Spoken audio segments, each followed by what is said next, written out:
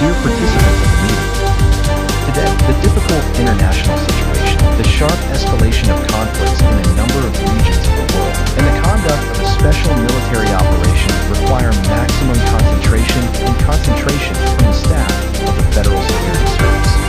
It is important for us to fully utilize the personnel and technical potential of the FSB, its operational and analytical capabilities for timely and effective neutralization of potential threats, for reliable protection of national interests and stable development of Russia. First of all, we should step up the fight against terrorism. The dynamics of the main indicators in the field of counterterrorism is clear. It is dictated by the current operational situation. They fail to inflict a strategic defeat on Russia on the battlefield, so the enemy relies on individual mass terror. There are attacks on cities, sabotage of infrastructure, and attempts on government and military officials. Another example.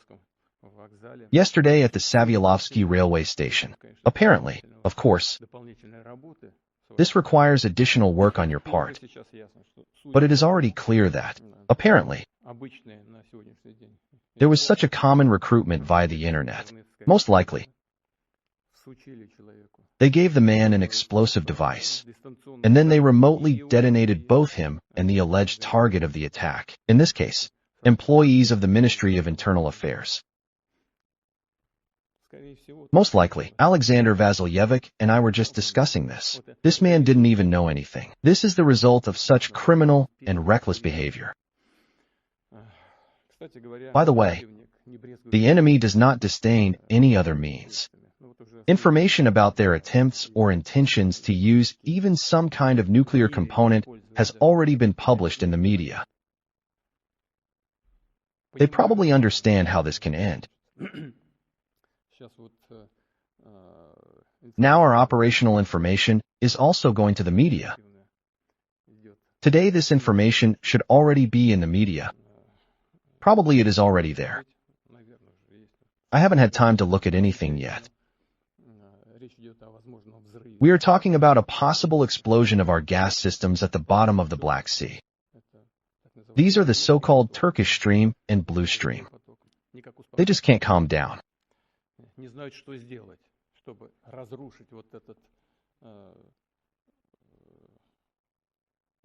They don't know what to do to destroy this peace process with an attempt to resolve it through diplomatic means. They are doing everything in order to commit some kind of provocation and break everything. That has been achieved on this negotiating track. But we'll talk about this behind closed doors.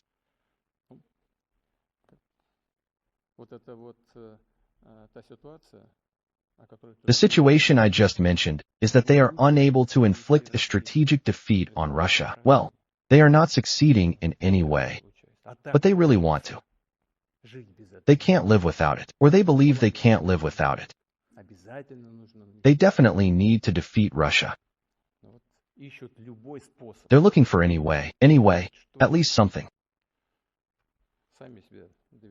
They will push themselves to some extreme point, and then they will regret it. Okay, let's get back to our current work. Last year, the number of terrorist-related crimes increased, and most of them, as in all recent years, are certainly the work of the Ukrainian special services and their foreign curators. At the same time, the number of attacks on Russian infrastructure facilities, social and administrative institutions, and residential buildings using missile weapons and various types of unmanned vehicles has increased significantly. For a more rapid and effective response to such threats, we should implement a set of additional measures, including strengthening the anti-terrorist security of energy and transport infrastructure, places of mass residence of citizens.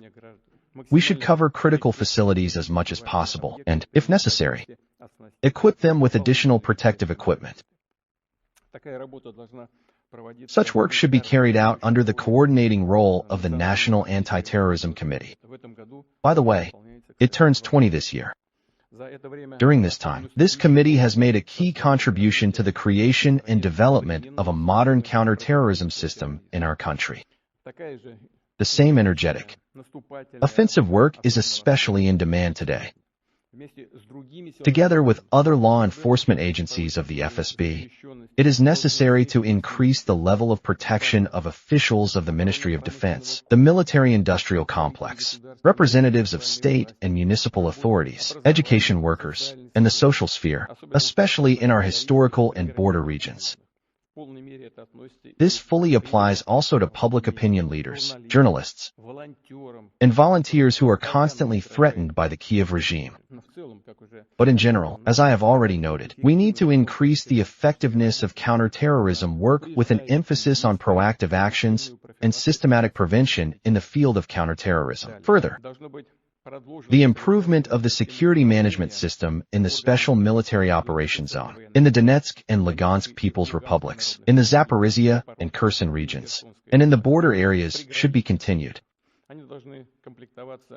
They should be staffed by highly professional, experienced staff who are ready to act in any non-standard, complex, dangerous environment. Serious additional measures must be taken to protect the state border. We need to strengthen its infrastructure, increase the level of combat readiness and technical equipment of the border authorities, act in close coordination with units of the Ministry of Defense, Rosgvardia, and the Ministry of Internal Affairs, as well as with territorial structures and authorities. Counterintelligence units face important tasks. We are talking about strengthening work in the rear areas of the Special Operations Zone, counterintelligence cover for combat units, critical industrial facilities, infrastructure, technological and scientific centers, and more active identification and suppression of the activities of personnel of foreign special services and agents recruited by them. Special attention needs to be paid to the protection of confidential, classified, and classified information, primarily of a military and strategic nature, including promising domestic defense and civilian developments. We have them, and our achievements are noticeable, understandable to everyone, and have already been presented. But we also have other developments that are underway. Dear colleagues, the fight against extremism remains an urgent task of the Federal Security Service. Significant results have been achieved in this area in recent years. We must continue to harshly suppress the criminal activities of those who promote the ideas of Russophobia, xenophobia, and religious intolerance, and thus they are trying to split our society. This year has been declared the year of unity of the peoples of Russia. Patriotism and shared responsibility for the fate of the motherland have always united our people. We need to preserve, develop, and protect these traditions, and respond harshly to attempts to undermine and weaken the foundations of Russia's constitutional order. In this regard, we need to pay special attention to ensuring comprehensive security for the upcoming elections to the State Duma and other government bodies. It is important that these elections be held in strict accordance with the law, that they reflect the genuine, sovereign will of the Russian people, and that any external interference in the election campaign be excluded. Neutralizing such threats is also the task of your department, the FSB. Among other priorities, I would like to mention ensuring economic security. In the face of severe sanctions pressure, it is important for us to continue working to protect the rights of Russian businesses and actively counteract crimes in the financial and banking sectors. The effectiveness of import and export operations, the overall competitiveness of our national jurisdiction, and the improvement of investment conditions in Russia largely depend on this. As before, an important task of the security agencies is the fight against corruption.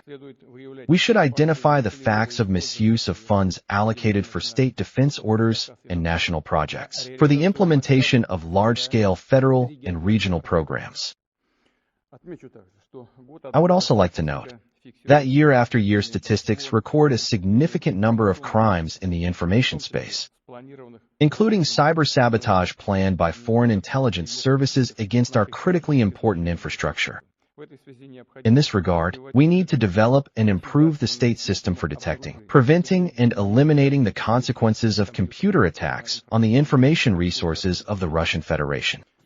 In strict accordance with the norms of the law, it is important for us to continue to ensure the security of the country's information and digital space. Together with the Ministry of Internal Affairs, the Ministry of Digitalization, and other relevant agencies, we should introduce new means of countering cybercrimes, taking into account the rapid dynamics of information technology development. Dear members of the board, in my opening remarks, I mentioned only a part of the main activities of the security agencies. I am sure that you will also continue to solve all tasks at a high level, and in cooperation with colleagues from other law enforcement agencies and special services. You will ensure reliable protection of the country from internal and external threats. I am counting on you very much, and I wish you new meaningful results in your work. Thank you very much.